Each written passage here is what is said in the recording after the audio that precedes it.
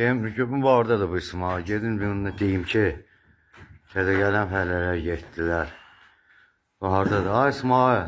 Ya kaç orada, kimsen kaç almıyor. Ha mənəm, ha bala, ay kişi, ey. Ne diyeceğine, nedir, ne olur be? Ha bir deyəndə nə olur?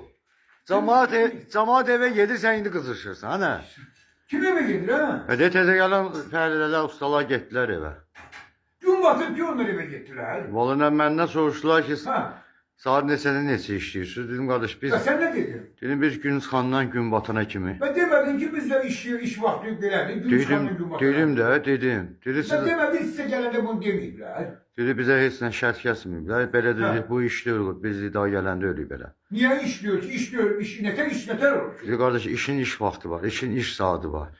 Siz deyir, robot heç o qədər işləmir ki, siz işləyirsiniz. Siz... Şimdi Salih, gözlerimizden böyle bakanda düz değil. Valla düz. Ha, düzmən. Gün çıkandan gün batana insan işliyor. Valla düz deyil. Sen gördün ki gün batacak. İşin iş vakti olur da. Öyle loh var ya loh. Ha. Öyle sen bir de benim. Düz çıxa gedir bizdə. Loh görüyor biz gaz. Gaz. Gördük onlar bizden ağırlardandır. Ha, İşin iş vakti var da karış gel yatmalısın dincelmelisin.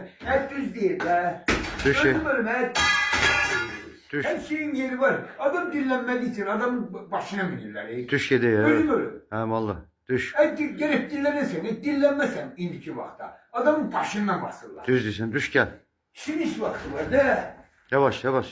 Gel başını önüne.